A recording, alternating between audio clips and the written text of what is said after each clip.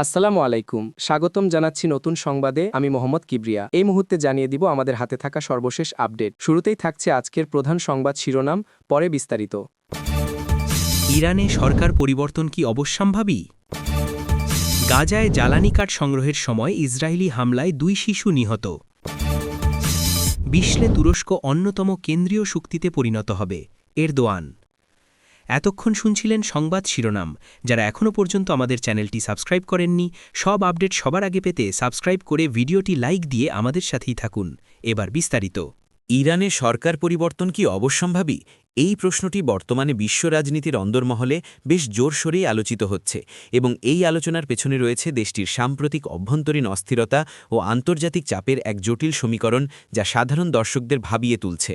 ইরানের অভ্যন্তরীণ রাজনীতির দিকে তাকালে দেখা যায় যে সংস্কারপন্থী প্রেসিডেন্ট মাসুদ পেজেশকিয়ান দায়িত্ব গ্রহণের পর থেকে এক ধরনের ভারসাম্য বজায় রাখার চেষ্টা করছেন, কিন্তু দেশটির প্রকৃত ক্ষমতা মূলত সুপ্রিম লিডার আয়াতুল্লাহ আলী খামেনির হাতেই পুঞ্জীভূত রয়েছে এবং এই ক্ষমতার দ্বান্দ্বিক অবস্থানই সরকার পরিবর্তনের জল্পনাকে উস্কে দিচ্ছে। প্রথম আলোর এক সাম্প্রতিক বিশ্লেষণে উঠে এসেছে যে ইরানের তরুণ সমাজ, বিশেষ করে জেনারেশন জেড, বর্তমানে অনেক বেশি অধিকার সচেতন এবং তারা গত কয়েক বছরের বিভিন্ন আন্দোলনের মাধ্যমে তাদের অসন্তোষের বহিঃপ্রকাশ ঘটিয়েছে, যা মাসা আমিনি পরবর্তী সময়ে এক নতুন মাত্রা লাভ করেছে। এই মুহূর্তে ইরানের অর্থনীতি এক কঠিন সময় পার করছে, যেখানে মুদ্রাস্ফীতি আকাশচুম্বী এবং সাধারণ মানুষের ক্রয় ক্ষমতা একদম তলানিতে গিয়ে ঠেকেছে, যার ফলে মানুষের মাঝে পুঞ্জীভূত ক্ষোভ ক্রমাগত বাড়ছে, যা যে কোনো সময় বড় ধরনের জনবিস্ফোরণে রূপ নিতে পারে বলে অনেক আন্তর্জাতিক বিশেষজ্ঞ মনে করছেন। তবে আমাদের বুঝতে হবে যে ইরানের বর্তমান কাঠামো, বিশেষ করে ইসলামিক রেভলিউশনারি গার্ড কোর বা আইআরজিসি, অত্যন্ত শক্তিশালী এবং তারা সরাসরি সুপ্রিম লিডারের প্রতি অনুগত থেকে যে কোনো ধরনের অভ্যন্তরীণ বিদ্রোহ দমনে বদ্ধপরিকর। তাই সরকার পরিবর্তন বললেই যতটা সহজ মনে হয়, বাস্তবে তা ততটাই জটিল। তুরস্কের রাষ্ট্রীয় সংবাদ মাধ্যম এবং আমাদের দেশের যুগান্তর পত্রিকার রিপোর্টে দেখা গেছে যে পশ্চিমা নিষেধাজ্ঞা ইরানের অর্থনীতিকে পঙ্গু করে দিলেও তারা চীন ও রাশিয়ার সাথে এক নতুন কৌশলগত বলয় তৈরি করছে, যা তাদের টিকে থাকার শক্তি যোগাচ্ছে। কিন্তু প্রশ্ন হচ্ছে, সাধারণ মানুষ আর কতদিন এই অর্থনৈতিক চাপ সহ্য করবে? কারণ যখন রুটিরুজির সংকট দেখা দেয়, তখন রাজনৈতিক আদর্শের চেয়ে পেটের ক্ষুধা বড় হয়ে দাঁড়ায় এবং ইতিহাসে আমরা দেখেছি বড় বড় বিপ্লবগুলো মূলত ক্ষুধার তাড়না থেকেই শুরু হয়েছে। ইরানের বর্তমান প্রেসিডেন্ট মাসুদ পেজেশকিয়ান আন্তর্জাতিক সম্প্রদায়ের সাথে, বিশেষ করে পারমাণবিক চুক্তির বিষয়ে নতুন করে আলোচনার কথা বললেও কট্টরপন্থীরা তা কতটা মেনে নেবে সেটা একটা বড় চ্যালেঞ্জ হিসেবে দাঁড়িয়েছে। কারণ ইরানের ভেতরেই এখন দুটি মেরু তৈরি হয়ে গেছে। একদিকে রয়েছে আধুনিকমনা তরুণ সমাজ, যারা বিশ্বের সাথে তাল মিলিয়ে চলতে চায়, আর অন্যদিকে রয়েছে কট্টরপন্থী গোষ্ঠী, যারা ইসলামিক বিপ্লবের আদর্শকে যে কোনো মূল্যে টিকিয়ে রাখতে চায় এবং এই দুই আদর্শের সংঘাতই আগামী দিনে ইরানের ভবিষ্যৎ নির্ধারণ করবে।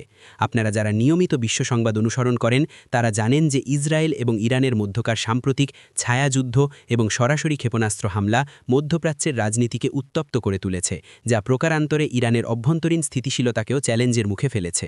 সামাজিক যোগাযোগ মাধ্যমে আমরা অনেক সময় দেখি যে ইরানের মানুষ পরিবর্তনের দাবি তুলছে, কিন্তু সেই দাবি কি একটি পূর্ণাঙ্গ বিপ্লবের রূপ নিতে পারবে, নাকি বর্তমান সরকার সংস্কারের মাধ্যমে পরিস্থিতি সামাল দেবে, সেটাই দেখার বিষয়। এখানে একটি বিষয় উল্লেখ করা প্রয়োজন যে ইরানের সরকার পরিবর্তন হলে তার প্রভাব পুরো মধ্যপ্রাচ্য, এমনকি বিশ্ব তেলের বাজারেও পড়বে। তাই বিশ্ব শক্তিগুলোও এই বিষয়টিকে অত্যন্ত সতর্কতার সাথে পর্যবেক্ষণ করছে। ইরানের সাধারণ নাগরিকরা এখন পরিবর্তনের স্বপ্ন দেখছে কিনা তা নিয়ে জাগো নিউজের এক প্রতিবেদনে বলা হয়েছে যে অধিকাংশ মানুষ স্থিতিশীলতা চায়, কিন্তু বর্তমান শ্বাসরুদ্ধকর পরিস্থিতি তাদের দেয়ালে পিঠ ঠেকিয়ে দিয়েছে। সব মিলিয়ে ইরানের রাজনৈতিক প্রেক্ষাপট এখন এমন এক সন্ধিক্ষণে দাঁড়িয়ে আছে, যেখানে যে কোনো সময় বড় কোনো পরিবর্তন ঘটে যেতে পারে। তবে তা শান্তিপূর্ণ হবে নাকি রক্তক্ষয়ী কোনো সংগ্রামের দিকে নিয়ে যাবে, সেটা সময় বলে দেবে। বন্ধুরা, আপনারা কি মনে করেন, ইরানের বর্তমান শাসন ব্যবস্থা কি সাধারণ মানুষের আকাঙ্ক্ষা পূরণ করতে পারবে, নাকি সেখানে একটি বড় ধরনের পরিবর্তন এখন সময়ের দাবি? তা অবশ্যই আমাদের কমেন্ট বক্সে লিখে জানাবেন, কারণ আপনাদের মতামত আমাদের জন্য অত্যন্ত গুরুত্বপূর্ণ।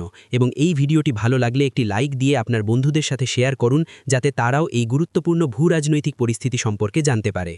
গাজায় বর্তমান মানবিক পরিস্থিতি যে কতটা ভয়াবহ পর্যায়ে পৌঁছেছে তার একটি হৃদয়বিদারক উদাহরণ হল জ্বালানি কাঠ সংগ্রহের সময় ইসরায়েলি হামলায় 2 শিশুর মর্মান্তিক মৃত্যু, যা বিশ্ববিবেককে নাড়া দিলেও পরিস্থিতির কোনো উন্নতি লক্ষ্য করা যাচ্ছে না। আপনারা জানেন যে দীর্ঘ সময় ধরে চলা এই যুদ্ধের ফলে গাজা উপত্যকায় এখন কোনো বিদ্যুৎ নেই, গ্যাস নেই এবং জ্বালানি তেলের তীব্র সংকট দেখা দিয়েছে, যার ফলে সাধারণ মানুষকে রান্না করার জন্য প্রাচীন পদ্ধতির মতো কাঠ সংগ্রহের উপর নির্ভর করতে হচ্ছে। আমার দেশ পত্রিকার এক বিশেষ প্রতিবেদনে জানানো হয়েছে যে উত্তর গাজার জাবালিয়া শরণার্থী শিবিরের কাছাকাছি একটি পরিত্যক্ত এলাকা থেকে যখন ছোট 2 শিশু লাকড়ি সংগ্রহ করছিল, ঠিক তখনই তাদের লক্ষ্য করে ড্রোনের মাধ্যমে হামলা চালানো হয় এবং ঘটনাস্থলেই তাদের মৃত্যু ঘটে। এই ঘটনাটি কোনো বিচ্ছিন্ন ঘটনা নয়, বরং গাজার প্রতিটি কোণায় এখন শিশুদের জীবনেভাবে হুমকির মুখে পড়েছে। কারণ ক্ষুধার জ্বালায় তারা এখন বাধ্য হয়ে ঝুঁকিপূর্ণ কাজ করছে। আন্তর্জাতিক গণমাধ্যম আল জাজিরার তথ্য অনুযায়ী গাজায় এখন পর্যন্ত কয়েক হাজার শিশু প্রাণ হারিয়েছে, যাদের অনেকেরই অপরাধ ছিল শুধু বেঁচে থাকার তাগিদে খাবারের সন্ধান করা বা পরিবারের কাজে সাহায্য করা। জ্বালানি কাঠ সংগ্রহ করতে গিয়ে প্রাণ হারানো এই শিশুদের ছবি যখন সোশ্যাল মিডিয়ায় ছড়িয়ে পড়ে, তখন আমাদের মনে প্রশ্ন জাগে যে আধুনিক এই পৃথিবীতে একটি জনগোষ্ঠীকে কতটা অসহায় করে ফেললে তারা সামান্য লাকড়ি সংগ্রহের জন্য জীবন বাজি রাখে। ইসরায়েলি ডিফেন্স ফোর্সেস বা আইডিএফ দাবি করে থাকে তারা কেবল সামরিক লক্ষ্যবস্তুতে হামলা চালায়, কিন্তু যখন 2 শিশুর লাকড়ি সংগ্রহের স্থানে হামলা হয় তখন সেই দাবি যে কতটা অন্তঃসারশূন্য তা আর বলার অপেক্ষা রাখে না। গাজার সাধারণ মানুষ এখন খোলা আকাশের নিচে অথবা বিধ্বস্ত ভবনের নিচে জীবনযাপন করছে, যেখানে একটু গরম খাবার পালাও এখন বিলাসিতার বিষয় হয়ে দাঁড়িয়েছে। জাতিসংঘ বা UNRWA এর পক্ষ থেকে বারবার বলা হচ্ছে যে গাজায় অবিলম্বে মানবিক সহায়তা এবং জ্বালানি সরবরাহ নিশ্চিত না করলে এই ধরনের করুণ মৃত্যুর সংখ্যা আরও বাড়বে, কিন্তু বাস্তব চিত্র বলছে ভিন্ন কথা।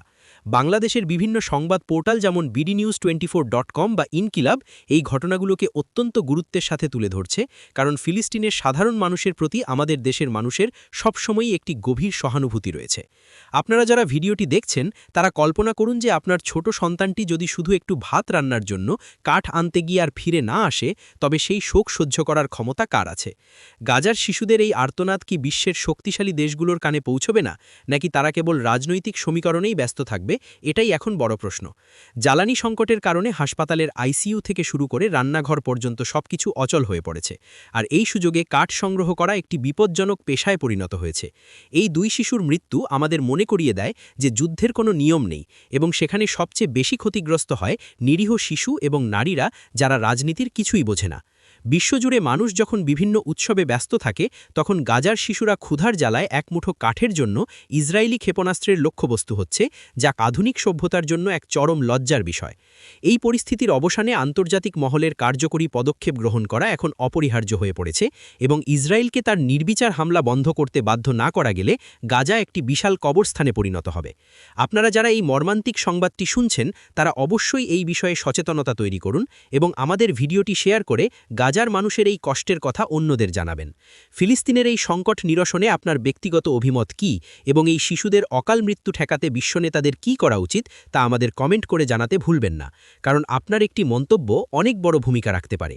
বিশ্বের মানচিত্রে তুরস্কের অবস্থান এবং বর্তমান ভূরাজনীতিতে দেশটির ক্রমবর্ধমান প্রভাব নিয়ে প্রেসিডেন্ট রিসেপ তাইয়েব এরদোয়ানের যে ঘোষণা দিয়েছেন তা আন্তর্জাতিক মহলে ব্যাপক আলোচনার সৃষ্টি করেছে, যেখানে তিনি দাবি করেছেন যে তুরস্ক খুব শীঘ্রই বিশ্বের অন্যতম কেন্দ্রীয় শক্তিতে পরিণত হবে। তুরস্কের এই উচ্চাভিলাষী লক্ষ্য কেবল রাজনৈতিক বক্তব্য নয়, বরং এর পেছনে রয়েছে দেশটির বিশাল প্রতিরক্ষা শিল্প, কৌশলগত ভৌগোলিক অবস্থান এবং এরদোয়ানের দীর্ঘমেয়াদী ভিশন 2053 ও 2071-এর মতো পরিকল্পনাগুলো, যা তুরস্ককে একটি গ্লোবাল প্লেয়ার হিসেবে প্রতিষ্ঠা করছে। এরদোয়ান সম্প্রতি রাজধানী আঙ্কারায় এক অনুষ্ঠানে ভাষণ দেওয়ার সময় বলেছেন যে তুরস্ক আর কারও আজ্ঞাবহ হয়ে থাকবে না, বরং বিশ্বের বড় সিদ্ধান্তগুলো গ্রহণের ক্ষেত্রে তুরস্ক একটি অপরিহার্য পক্ষ হিসেবে নিজেদের প্রতিষ্ঠিত করছে। আমাদের দেশের জনপ্রিয় নিউজ পোর্টাল জাগো নিউজ এবং যুগান্তরের আন্তর্জাতিক ডেস্কে এই বিষয়টি বিস্তারিতভাবে আলোচনা করা হয়েছে, যেখানে বলা হয়েছে যে তুরস্কের তৈরি বাইরাক্তার ড্রোন থেকে শুরু করে তাদের নিজস্ব প্রযুক্তির যুদ্ধবিমান কান পর্যন্ত সবকিছুই প্রমাণ করে যে তারা প্রযুক্তিতে কতটা এগিয়ে যাচ্ছে। তুরস্ক বর্তমানে ন্যাটো জোটের একটি গুরুত্বপূর্ণ সদস্য হওয়া সত্ত্বেও রাশিয়ার সাথে ভালো সম্পর্ক বজায় রাখছে এবং আবার ব্রিক্সে যোগদানের আগ্রহ প্রকাশ করছে, যা তাদের একটি বহুমুখী কূটনীতির অংশ হিসেবে দেখা হচ্ছে। এরদোয়ানের অধীনে তুরস্ক লিবিয়া, সিরিয়া এবং ককেশাস অঞ্চলে তাদের সামরিক ও রাজনৈতিক প্রভাব বিস্তার করেছে, যা ইউরোপ এবং আমেরিকার অনেক দেশের জন্য উদ্বেগের কারণ হয়ে দাঁড়িয়েছে। অর্থনৈতিকভাবে লিরার মান নিয়ে কিছু চ্যালেঞ্জ থাকলেও তুরস্কের উৎপাদন খাত এবং রপ্তানি আয় দিন দিন বাড়ছে, এবং তারা ইউরোপ ও এশিয়ার মাঝখানে একটি জ্বালানি হাব হিসেবে নিজেদের গড়ে তুলছে।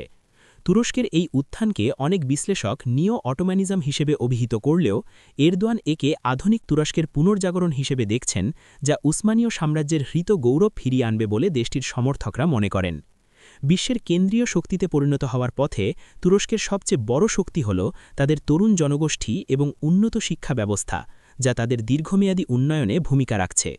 প্রথম আলোর এক বিশ্লেষণে বলা হয়েছে যে এরদোয়ান যেভাবে ইসরায়েল ফিলিস্তিন ইস্যু থেকে শুরু করে ইউক্রেন রাশিয়া যুদ্ধ পর্যন্ত সবখানেই মধ্যস্থতাকারী হিসাবে আবির্ভূত হচ্ছেন, তাতে স্পষ্ট যে তুরস্ক এখন বিশ্ব রাজনীতির কেন্দ্রবিন্দু হতে চায়। এছাড়া তুরস্কের প্রতিরক্ষা খাতের অভাবনীয় সাফল্য, বিশেষ করে তাদের নিজস্ব নৌবাহিনী এবং ক্ষেপণাস্ত্র প্রতিরোধা ব্যবস্থা তৈরির ক্ষমতা তাদের প্রতিবেশী দেশগুলোর চেয়ে অনেক এগিয়ে রেখেছে। তবে এরদোয়ানের এই যাত্রায় বড় বাধা হতে পারে পশ্চিমা দেশগুলোর নিষেধাজ্ঞা এবং তুরস্কের অভ্যন্তরীণ রাজনীতিতে থাকা বিভাজন, যা কাটিয়ে ওঠা তার জন্য একটি বড় চ্যালেঞ্জ হবে। তুরস্কের পররাষ্ট্রমন্ত্রী হাকান ফিদান এবং গোয়েন্দা সংস্থাগুলো বিশ্বজুড়ে যে নেটওয়ার্ক গড়ে তুলেছে তা তুরস্কের সফট পাওয়ার এবং হার্ড পাওয়ার উভয়েরই সংমিশ্রণ ঘটাচ্ছে। এরদোয়ান বিশ্বাস করেন যে একবিংশ শতাব্দী হবে তুরস্কের শতাব্দী, এবং সেই লক্ষ্যেই তিনি প্রতিটি পদক্ষেপ অত্যন্ত সতর্কতার সাথে গ্রহণ করছেন, যা দেশটির নাগরিকদের মধ্যে এক ধরনের জাতীয়তাবাদী আবেগের জন্ম দিয়েছে। আপনারা যারা তুরস্কের ইতিহাস এবং বর্তমান রাজনীতি পছন্দ করেন, তারা জানেন যে আতাতুর্কের আধুনিক তুরস্ক এখন এরদোয়ানের নেতৃত্বে এক নতুন মোড় নিয়েছে, যা হয়তো আগামী কয়েক দশকের মধ্যে বিশ্ব ব্যবস্থা পরিবর্তন করে দিতে পারে। তুরস্কের এই কেন্দ্রীয় শক্তিতে পরিণত হওয়া কি এশিয়া এবং ইউরোপের ভারসাম্য রক্ষা করবে, নাকি নতুন কোনো দ্বন্দ্বের জন্ম দেবে, তা নিয়ে আন্তর্জাতিক মহলে মিশ্র প্রতিক্রিয়া রয়েছে। তবে এটি সত্য যে এরদোয়ানের নেতৃত্বে তুরস্ক এখন আর কেবল একটি আঞ্চলিক শক্তি নয়, বরং একটি বৈশ্বিক সিদ্ধান্ত গ্রহণকারী রাষ্ট্রে পরিণত হওয়ার পথে অনেকটা পথ পাড়ি দিয়েছে। তুরস্কের এই অভাবনীয় উন্নতি এবং এরদোয়ানের সাহসী নেতৃত্ব সম্পর্কে আপনার কী ভাবনা তা আমাদের অবশ্যই কমেন্ট করে জানান, এবং তুরস্কের এই অগ্রযাত্রা কি বাংলাদেশের মতো উন্নয়নশীল দেশগুলোর জন্য কোনো ইতিবাচক বার্তা দিচ্ছে কিনা তাও আলোচনা করতে পারেন। আমাদের এই দীর্ঘ সংবাদ বিশ্লেষণে আপনি তুরস্কের কোন দিকটি সবচেয়ে বেশি গুরুত্বপূর্ণ মনে করেন তা আমাদের জানাতে ভুলবেন না, এবং আরও এই ধরনের আন্তর্জাতিক সংবাদ ও বিশ্লেষণ পেতে আমাদের চ্যানেলের সাথেই থাকুন। আজকের এই বিস্তারিত প্রতিবেদনে আমরা মধ্যপ্রাচ্যের অস্থিরতা, গাজার মানবিক বিপর্যয় এবং তুরস্কের উদীয়মান শক্তি নিয়ে আলোচনা করলাম, যা বর্তমান বিশ্বের বাস্তব চিত্র তুলে ধরে। প্রতিটি সংবাদের পেছনে থাকে হাজারো মানুষের জীবন আর রাজনীতির জটিল খেলা, যা আমাদের গভীরভাবে বুঝতে হবে। আমরা চেষ্টা করেছি বাংলাদেশি বিভিন্ন সংবাদ মাধ্যমের তথ্য এবং আন্তর্জাতিক প্রেক্ষাপট বিশ্লেষণ করে আপনাদের সামনে একটি স্বচ্ছ ধারণা প্রদান করতে। আপনারা যারা দীর্ঘক্ষণ ধৈর্য ধরে আমাদের এই নিউজ স্ক্রিপ্টটি শুনলেন, তাদের অসংখ্য ধন্যবাদ।